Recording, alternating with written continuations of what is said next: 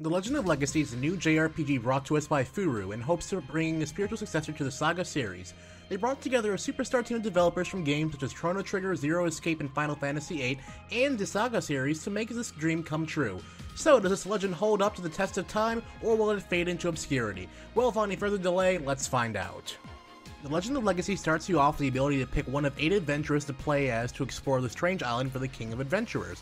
Each character has their own reason for taking on the King's quest, as they believe the legend behind the island will solve all of their questions, from wanting to find riches, to the Fountain of Youth, to lost memories, or to a lost civilization.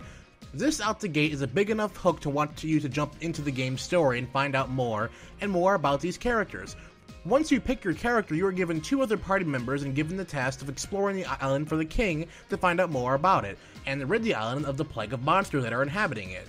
The party members with you are from the other main characters you can pick from, and you can pick up more as you play through the game. The main thing you'll be doing in this game is mapping out different areas to discover more areas to explore. The maps you are exploring are probably some of the most beautiful visuals I have seen in a 3DS game to date. The art style is that of a pop-up book, and you see the game's world unfold around you as you explore the maps in front of you. This is also one of the few 3DS games I recommend to play with your 3D on. You can also sell your maps for money and buy more maps and equipment. This will be your main source of income, by the way, as money is very hard to come by. So the better filled out a map is, the more money you get for it. And to do that, you must explore every nook and cranny of the map. Sounds easy, right? Well, sadly, it's not all sunshines and rainbows. Every map is filled to the brim with monsters. You will encounter a monster at almost every turn. If a monster sees you, it will chase you down until it either catches you, you run out of its sight, or hide behind something and wait for it to despawn. If a monster manages to catch up to you, you'll be forced to fight it. This leads to the combat of the game. The game uses a turn-based combat found in most JRPGs, however Furu went to the extra mile and tried to innovate the mechanics to make it fresh. At the start of each battle phase, you can choose your formation. The formation you pick will determine on how each turn will play out. You can choose to play offensively and have everyone attack in one turn for massive damage, or you can play defensively and have your defensive character tank damage so your main attacker and support unit can live to fight another day. These decisions can make a huge difference on whether you are victorious or get a game over. Next, when you attack, you can make use of 2 weapons equipped onto your character. Each weapon has its own different stats and skills, and each skill having its own stats as well. See, unlike most JRPGs, this game lacks a level up system after each battle. Instead, your HP, SP, and skills will level up individually instead. Your attack skills for certain weapon skills will go up the more you use said attack, while HP and SP will go up at predetermined times. You also need to make use of spells through contracts with elements in the air.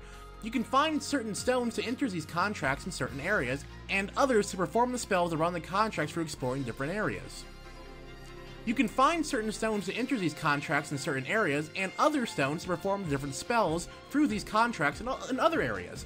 In order to use the spells, the element you wish to use, fire, water, or air, needs to be in your control and not in that of the enemies. Like skills on weapons, you can also level up these spells in different ways with the more you use them.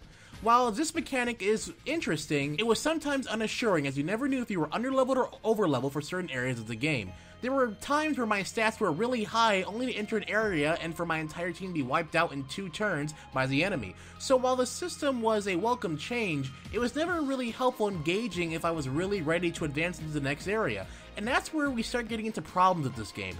The game is just not really clear on what it wants you to do.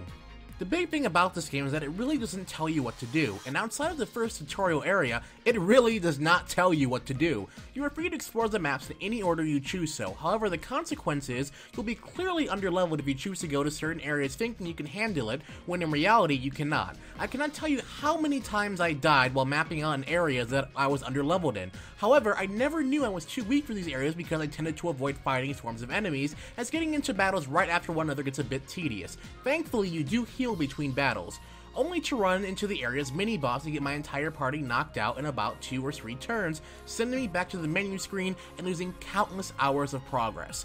Do not be surprised if your system playtime begins to outnumber your save time. Mine already did that 2 to 1. Now I get this game is supposed to be challenging, but I feel like the game punishes the player for trying to explore the areas in the orders they want to, only to run into enemies they clearly cannot take on in their current state. The pain of losing 3 or 4 hours of playtime due to an unsurprising mini-boss battle, or a bad combination of enemies, just takes you completely out of the whole experience. You will lose all the map progress you made, all the skills you unlocked, and everything, and have to do it all over again and hope you unlock them as fast as you did the first time around. Sticking to the game's difficulty, this game really only gives you two options in the face of a hard battle, assuming it's not a mini-boss: run or fight to the death. More times than not, you will want to run and not lose your precious save data. However, if you run, no matter where you are in the game's map, you are sent all the way back to the starting entrance. The Legend of Legacy lets you play through the story of a cast of 8 different characters chartering the land for their own reasons.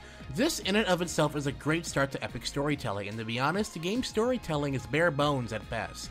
You learn very little about your character or party members outside of fixed points in the game's story. However, getting your questions finally answered is very satisfying, and New Game Plus makes it a bit better to go through exploring everyone's story, as you have to go and play through the game with each character to find out their entire story. Each playthrough will only let you find out the story of the character of who you picked for, and your party members do not count. The Legend of Legacy is a game with much potential, but suffers from a major lack of direction for what the game wants the player to do. Even still, if you're looking for a very challenging but not impossible game, then I recommend you pick this game up. You will have a wonderful time exploring the beautiful maps that seem like they came right out of a pop-up book. However, if you are someone who's looking for a nice JRPG to relax and unwind to, this game may just add to your stress levels. Hopefully this game gets a sequel, the developers can take the game's high points and turn the game's story into a legend worth telling. Now, if you want a more in-depth and detailed review of this game, be sure to check out our written review, and there'll be a link to that in the description bar below. And before we head out, I have a special word from our sponsors.